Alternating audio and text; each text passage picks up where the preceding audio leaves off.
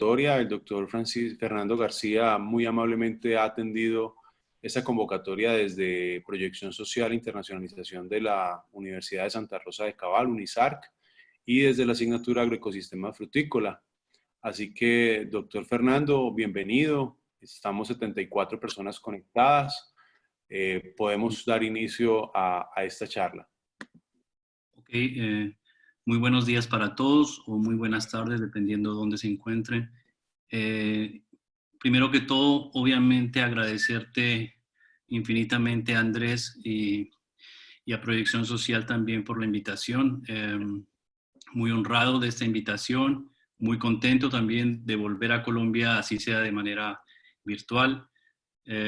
Esto es algo muy especial para mí porque, como tú lo sabes, estuve trabajando un tiempo como docente en UNISARC, algunos años atrás, tal vez 10 o algo así. Entonces me siento muy contento de volver a esta institución que me dio la oportunidad en algún momento. Bueno, cuando Andrés me sugirió la temática de esta charla, trataba de pensar desde qué ángulo abordar esta charla, ya que si hablamos de propagación podríamos hablar desde 3 puntos de vista en general, desde la parte académica, de la parte de investigación y desde la parte comercial. Yo no tengo mucha experiencia en la parte comercial, pero digamos que las metodologías son exactamente las mismas y prácticamente eso es lo que hago a diario acá en Holanda. Bueno. Durante esta presentación, obviamente vamos a tener una pequeña introducción. Vamos a hablar de algo muy importante que es la morfología de las musáceas, algo de la evolución y la relación genética entre el banano y plátano. Muchos de ustedes posiblemente ya lo sepan, pero posiblemente otros no. Vamos a hablar un poquito sobre la reproducción, métodos de propagación como tal, los métodos tradicionales y también los métodos más modernos.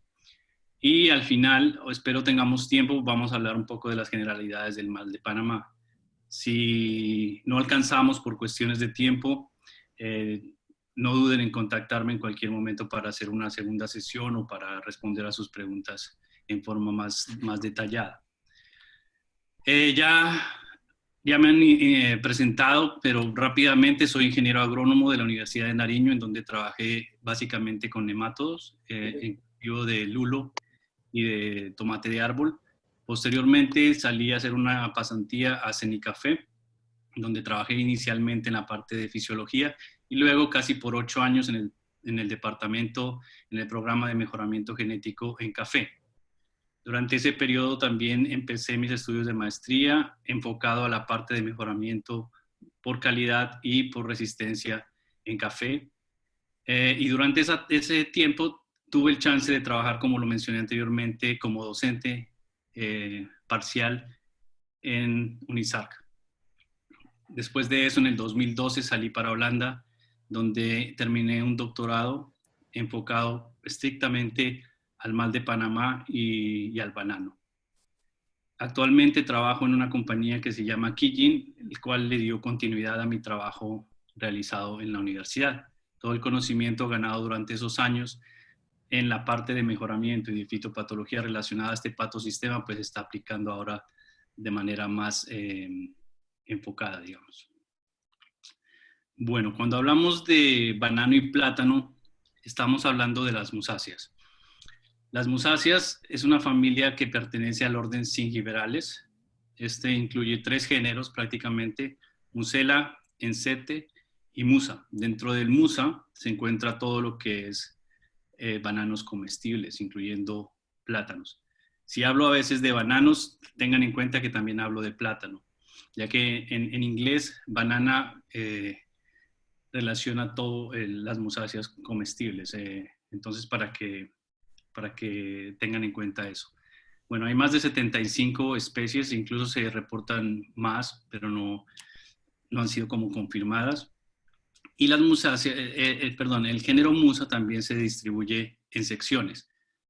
Anteriormente se hablaba de 4 secciones basadas en el número de cromosomas. Actualmente se ha reducido ese número de 4 a 2 y se ha incluido solamente en Musa y Calimusa. Como lo mencioné anteriormente, es muy importante que conozcamos la planta. Lo que ustedes ven aquí a la izquierda de sus pantallas es un esquema de una planta de banano. Se consideran plantas perennes, ya que pueden tener múltiples ciclos de vida. Y para muchas personas es confuso porque las bananas están más cerca del cultivo de arroz, por ejemplo, que de una palma, ya que son herbáceas, se consideran las hierbas gigantes o las hierbas más grandes del mundo. Pueden crecer entre 2 a 9 metros las comerciales, mientras que las silvestres pueden llegar hasta incluso 15, 16 metros.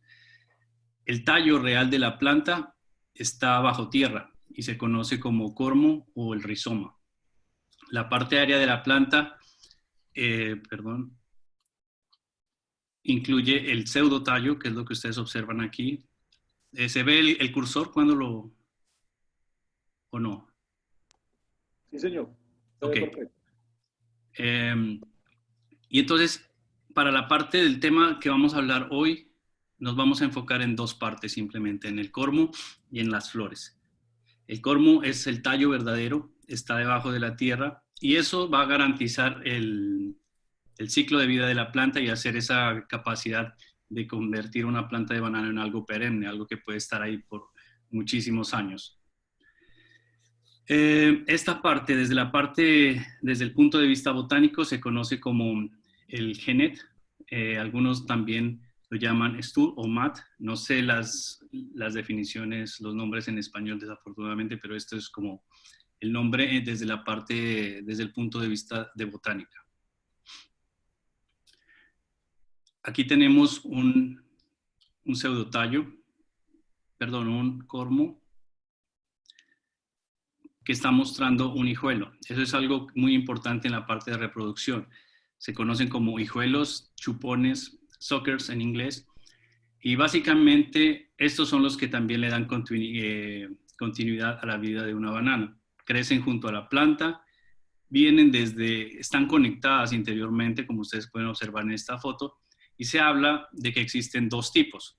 El tipo espada, que presenta hojas más angostas, y un cormo mucho más grande. Estas son ideales para cuestiones de propagación, mientras que hay otro tipo de hijuelos que se conocen como aguja.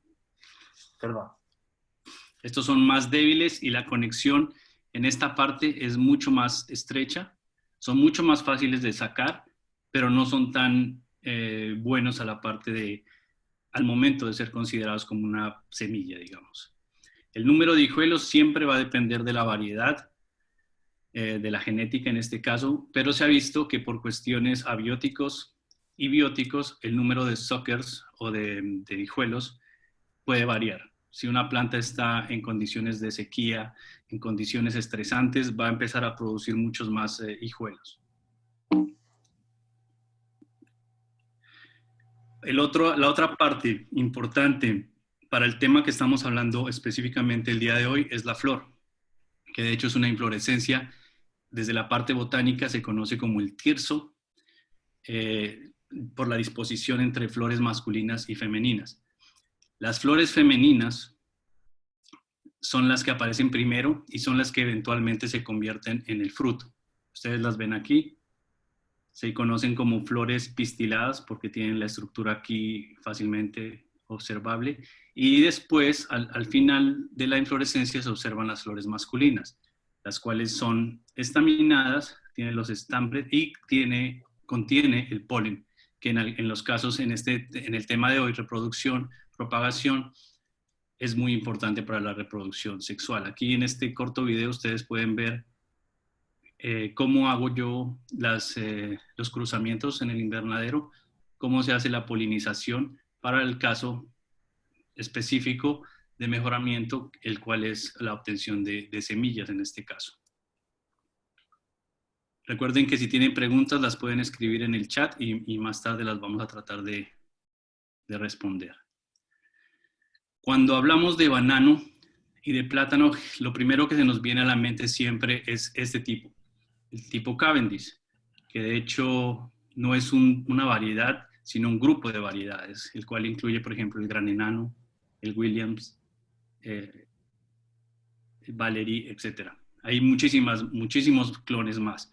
No importa, esto lo digo siempre acá, especialmente en Europa. Yo sé que allá en Colombia tenemos un poco más de diversidad, en el sudeste asiático mucha más, pero acá en Europa y en Estados Unidos principalmente siempre hablamos de que todos los bananos son prácticamente un clon y no importa la etiqueta, el sticker que tengan, ahí siempre va a ser el mismo.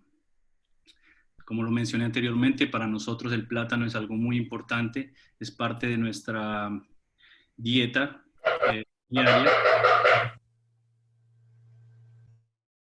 Y de hecho en algunas culturas cada parte de la planta se utiliza, hojas, pseudotallo, el rizoma, incluso en algunos casos, créanlo o no, el banano no se utiliza para el consumo como tal, pero sí se utiliza para la producción de cerveza, como es el caso de los plátanos para cerveza que se utilizan en África. La diversidad es mucho más grande, se hablan de que existen por lo menos 1000 variedades, más de 1000 variedades, incluyendo los triploides, que son los que nosotros conocemos como el Cavendish, por ejemplo, diploides, que son básicamente cultivares tradicionales que están en el sudeste asiático, principalmente Indonesia, Filipinas. Híbridos, cuando hablo de híbridos, hablo de materiales que han sido generados a partir del mejoramiento genético. Y obviamente tenemos las especies silvestres, las cuales se encuentran por allá en las selvas de Indonesia, Filipinas. Aquí les voy a mostrar unas fotos tomadas de ProMusa, el cual nos ilustra un poquito acerca de las diferencias entre este tipo de materiales, de la parte genética.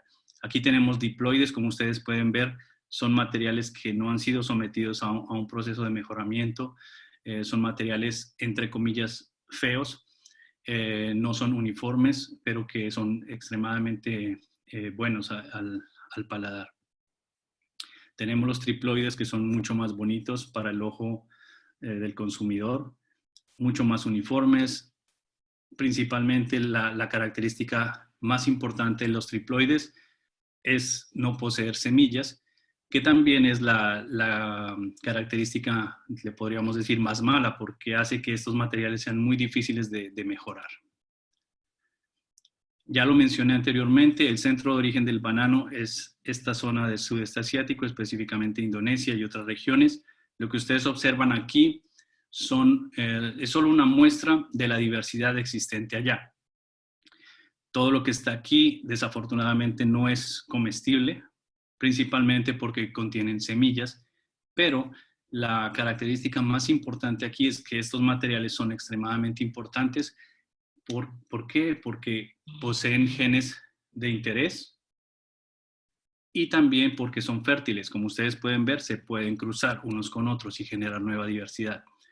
El género Musa, lo mencioné también anteriormente, está dividido en secciones. Actualmente se ha reducido esto a 2. Y aquí lo que quiero que vean, lo más importante, es que dentro de la sección Eumusa, que ahora se conoce como Musa, están 2 de las especies más importantes, que tenemos la Musa acuminata y Musa balbisiana. ¿Por qué son importantes?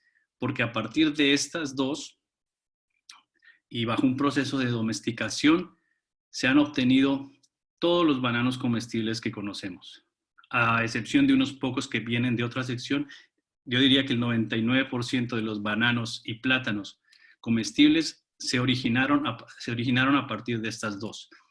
Las 2 con semillas. Tenemos Musa acuminata. Es importante que tengan en cuenta esto de la relación del banano y el plátano.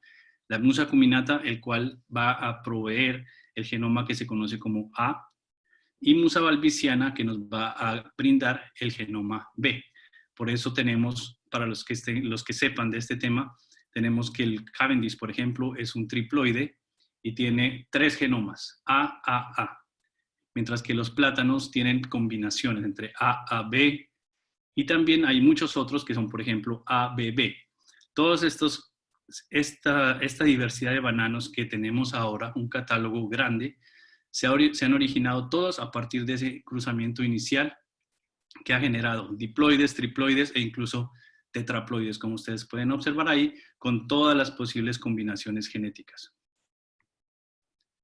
No les estoy hablando de un tema reciente, no les estoy hablando de programas de mejoramiento. Todo lo que tenemos hasta el momento se ha generado a partir de la domesticación y de la evolución. Estoy hablando de más de 5.000 años cuando se empezaron a formar y a consolidar estos bananos que tenemos actualmente.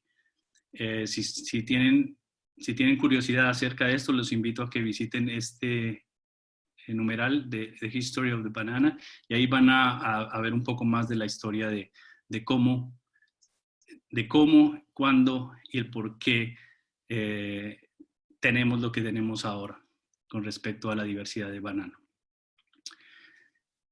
Ahora vamos a pasar al tema de la propagación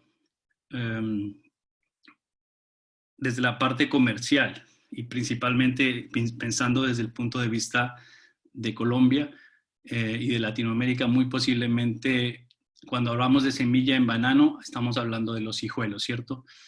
Sin embargo, para que quede muy claro, las semillas en las bananas existen. Y ustedes las pueden ver en esa foto de ahí, por ejemplo. Entonces, para tener desde la parte académica las cosas muy claras, vamos a empezar a decir que tenemos reproducción sexual y reproducción asexual en el banano. Cuando hablamos de semillas, tenemos semillas reales, como las que observan aquí, pero también tenemos lo que se conoce como semillas en el banano y el plátano, que son los hijuelos. Los bananos y los plátanos, un momento por favor. Los bananos y los plátanos son triploides. ¿Qué quiere decir eso? Que no producen semillas, son estériles. Y ustedes lo han visto porque ustedes comen bananos y plátanos todos los días. Ustedes nunca van a encontrar un banano con semillas. Estos se reproducen estrictamente por vía asexual y se podría decir que necesitan de los humanos para sobrevivir, para poderse reproducir. La producción de semillas se puede observar en materiales triploides, pero bajo condiciones muy específicas, esencialmente en mejoramiento genético, que es lo que ustedes observan ahí.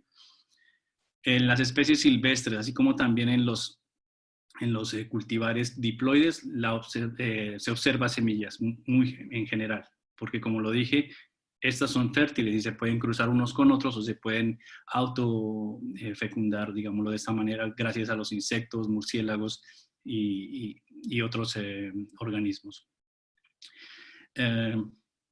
Ya lo mencioné, las semillas especialmente y en la actualidad se utilizan para temas de mejoramiento genético en banano, que es lo que yo estoy haciendo ahora. Y de manera muy general, así es como se obtienen las semillas. Entonces aquí estamos hablando del primer método de reproducción de las musáceas y es sexual, semillas. Ya lo mencioné al comienzo de mi presentación, tenemos flores masculinas que se utilizan, que están cargadas de polen y que van a polinizar las flores femeninas que eventualmente se van a convertir en frutos y que después van a ser frutos llenos de semillas. Es una semilla real. Y aquí tenemos una semilla germinando. Posiblemente ustedes nunca han visto esto, posiblemente lo han visto, no sé, pero ahí quería incluir esta parte para que quede muy claro que las semillas en banano sí existen. Y aparte tenemos los métodos de reproducción asexual. En términos muy generales, tenemos dos metodologías. La macropropagación, que es de bajo costo, y tenemos la micropropagación de alto costo. Estas fotos que ustedes observan aquí, todo ese trabajo que hemos realizado acá en Holanda. Entonces, no tenemos mucha experiencia desde la parte comercial, digamos, vendiendo plantas, pero lo hacemos por cuestiones de investigación. De hecho, pero por ejemplo, cuando necesitamos muchísimas plantas, no lo hacemos nosotros. Compramos plantas porque es mucho más fácil comprar plantas in vitro a compañías o de hecho, también nos envían plantas de manera gratuita para contribuir a nuestra investigación. Principalmente de regiones como Israel recibimos muchas plantas que utilizamos dentro de la investigación. Entonces, en la macropropagación lo que se utiliza es básicamente el cormo con el concepto de generar, de promover la producción de hijuelos. Y en la parte de micropropagación que es un poco más costoso, se necesita un laboratorio, pero más adelante vamos a ver esto en detalle. Y incluye las técnicas de cultivo de tejidos. En las dos tecnologías, en macro y en micropropagación, lo que se hace es clonar en la parte de reproducción, clonar.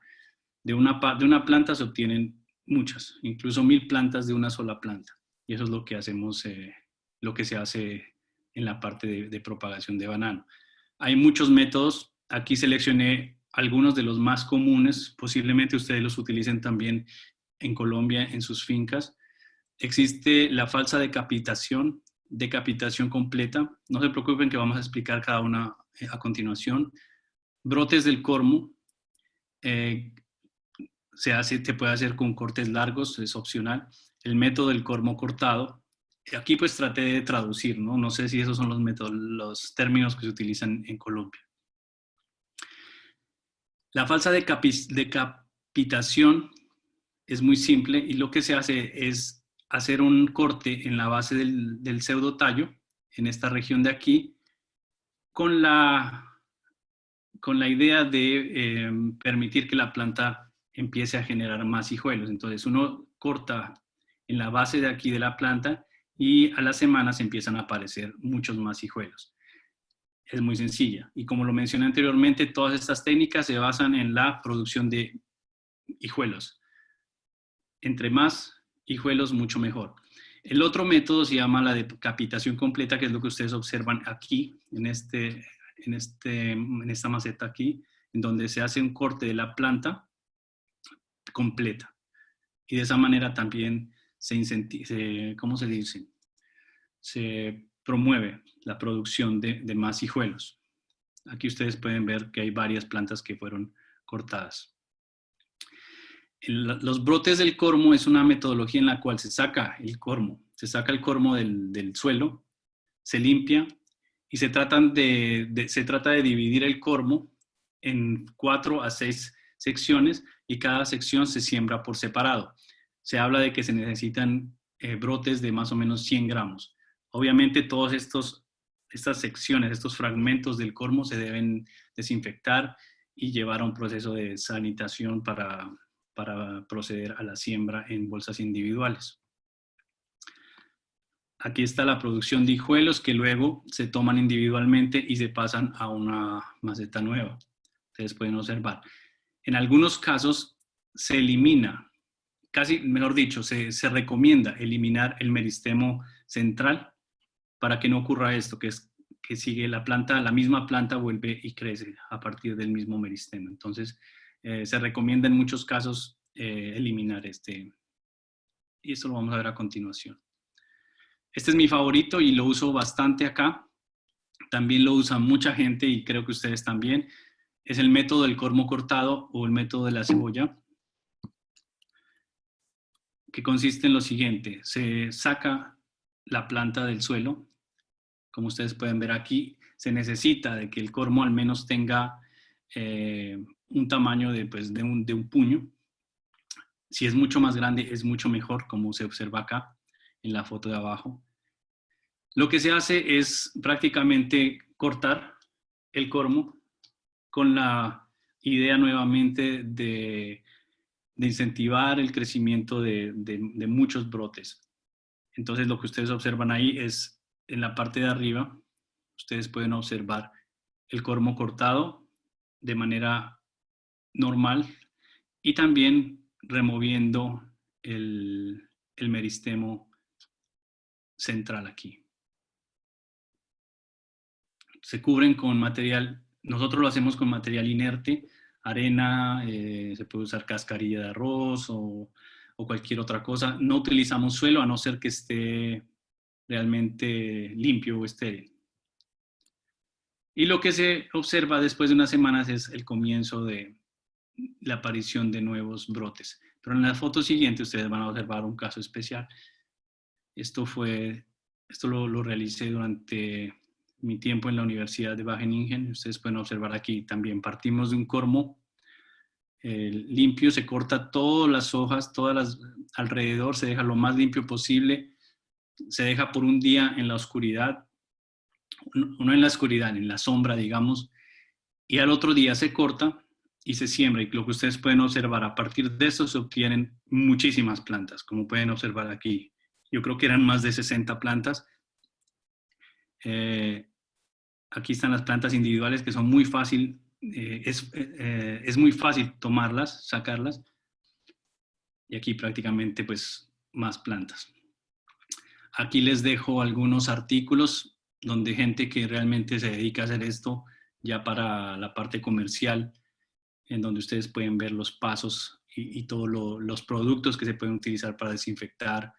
En algunos casos lo único que utilizan es límpido, en otros casos utilizan agua caliente, depende. Ahí les dejo estos artículos para que los miren. Las fotos que les mostré a continuación es mi propia experiencia y lo pueden hacer fácilmente.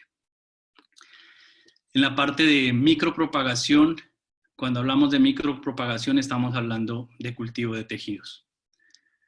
Y se basa prácticamente en donde se toma parte de la planta, lo que se conoce como un explante, para reproducir de manera aséptica y bajo métodos artificiales, bajo condiciones estrictamente controladas, producir muchas plantas a partir de un segmento, de una parte pequeñita de la planta, que puede ser, en muchos casos, por ejemplo en papa, en otros cultivos, es muy fácil porque incluso se pueden regenerar plantas a partir de hojas, incluso de cualquier parte de la planta. En banano es mucho más complejo.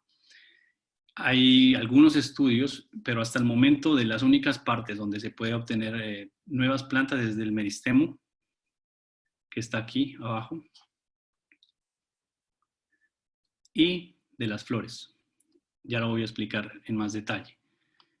Esa capacidad que tiene la planta o las células de la planta de regenerarse y producir una nueva planta idéntica a la original se conoce como totipotencia. Lo más importante de esta técnica es que desde la parte comercial, o sea, hay empresas que se dedican a hacer esto y a vender plantas como semilla para la producción. Pero también es bien importante que tengan en cuenta que esto se ha incluido dentro de un proceso de mejoramiento genético de muchas plantas. Y en banano desde hace aproximadamente 25 años se ha incorporado en algo que se conoce como mejoramiento no convencional. Cuando hablamos de mejoramiento genético podemos hablar de mejoramiento clásico o convencional, que es donde mezclamos el femenino con el masculino, flor, estoy hablando de flores, y el mejoramiento no convencional, en donde tenemos muchas metodologías. Hay muchas en realidad, pero aquí voy a mencionar solo algunas, como la mutación, por ejemplo, en donde en el momento en que se está tratando de regenerar plantas, se tratan con agentes mutagénicos con la idea de generar mucha más diversidad. Entonces, eso es lo que se hace. Mutaciones, también se utiliza todas las técnicas de micropropagación para cosas más grandes, como por ejemplo hacer plantas transgénicas, plantas cisgénicas y actualmente también la edición del genoma. En esas fotos que ustedes observan ahí, lo que miran es dos técnicas básicamente. La primera, que es la que yo utilizo para casos específicos, como les digo, cuando es de muchas plantas es más fácil traerlas de una compañía. Aquí es la parte meristemática de la planta, que está justo al comienzo del cormo y se pone en medios específicos para generar nuevas plantas. Y la otra metodología se conoce como cultivo de anteras, que es tomar las plantas masculinas con polen para generar estos callos y que luego se produzcan plantas. Generalmente el cultivo de anteras se utiliza no solo para propagar plantas, sino para mejoramiento, más que todo, para producir diploides, para producir haploides, para producir doble haploides, etc. Aquí está de manera detallada cómo se hace la propagación desde la parte de meristemo. En la primera fotografía ustedes observan que el pseudotallo, se toma el cormo y parte del pseudotallo y se empieza a cortar, a pelar. Ustedes saben que dentro del pseudotallo no hay nada, si ustedes remueven todas las hojas, no hay un tronco o algo así. Lo que ustedes observan es que poco a poco se va cortando bajo condiciones no asépticas, porque obviamente no podemos meter una planta de banano completa al laboratorio. O sea, se corta lo que más se pueda hasta más o menos este tamaño que ustedes observan aquí, y después se continúa bajo condiciones de asepsia total en el laboratorio. Y lo único que se hace es, o sea, se ve muy fácil, y de hecho es fácil, pero toma bastante tiempo en regenerar las plantas. Puede pasar entre unas pocas semanas hasta meses, dependiendo también de la variedad y de la especie. Entonces, lo que se hace aquí, esta es una metodología que aprendimos de CIRAD. De hecho, la persona que ustedes observan aquí es el doctor Frédéric Bacri, que es uno de los mejoradores más importantes en el mundo del banano. Y pues él ha sido fue mi promotor de la tesis, y aprendí mucho con él, y específicamente esta parte del cultivo de tejidos. Básicamente se corta y se deja una porción muy mínima tratando de no dañar el meristemo, y después se pone en un medio de cultivo, un medio específico, digamos, que tiene hormonas y todo lo necesario para que la célula se regenere y forme una nueva planta, una o muchas plantas a partir de esa parte. ¿Cuál es la ventaja? Hay muchas ventajas, pero la más importante es el número de plantas que se pueden obtener y la homogeneidad, como ustedes pueden ver aquí. Ustedes observan, estas de acá son plantas silvestres, todas igualitas, son diferentes a lo que nosotros conocemos. Si ustedes ven, son muy largas porque son plantas silvestres, pero también la parte de Grand Nain, o lo que ustedes observan aquí en el campo, que es Gros Michel, en Colombia. Entonces pueden ver que todo es igualito. Si se utilizan metodologías de macropropagación, las del Cormo, nunca se van a obtener plantas iguales. Siempre obviamente va a haber diferencia. Entonces aquí les dejo de manera muy simple como las ventajas y desventajas. En la parte de macropropagación a la izquierda, básicamente se pueden obtener 1000 plantas en un año a partir de una sola. O sea que imagínense la escalada que se puede pegar uno tratando varias plantas. Las plantas son libres de enfermedades, lo cual es uno de los factores más importantes. Las plantas in vitro vienen libres de enfermedades, son uniformes, permiten un establecimiento rápido del cultivo porque todo está igual, altos rendimientos porque las plantas son nuevas, y la semilla puede ser obtenida en cualquier momento. O sea, no hay restricciones. Siempre y cuando tengas una planta madre, la puedes introducir al laboratorio y producir muchas plantas. ¿Cuáles son las desventajas? Puede ser costoso, y muchas veces existe una variación somaclonal. ¿Qué quiere decir eso? Que dentro de todos los clones siempre hay unos que lucen distinto, y eso se da por muchos factores que podemos discutir después. Por el otro lado tenemos la micropropagación, que es un método, perdón, aquí hay un error. Aquí es micropropagación a la izquierda, y a la derecha es macropropagación. La macropropagación, el método es mucho más barato, que es cortar el cormo, y en rojo tengo casi todas las desventajas. Se pueden obtener 5 a 10 semillas por planta. Cuando hablo de semillas, en este caso son hijuelos.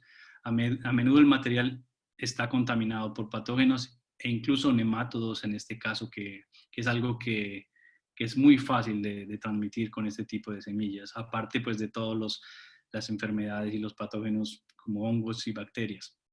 Es un principal vehículo de diseminación, y así es como se ha extendido el mal de Panamá, por ejemplo. No es uniforme, es un establecimiento lento, de difícil sincronización, y está limitado.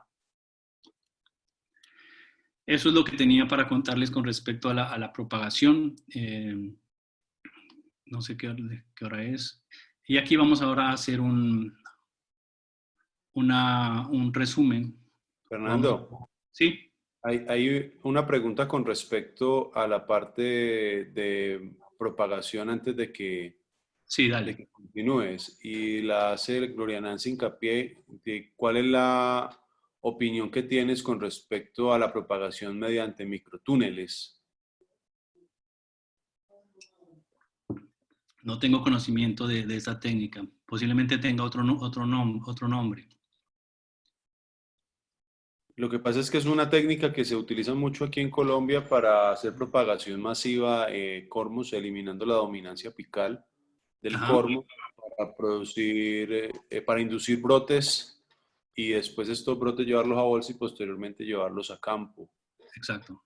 Esa es la metodología de capitación que mencioné anteriormente.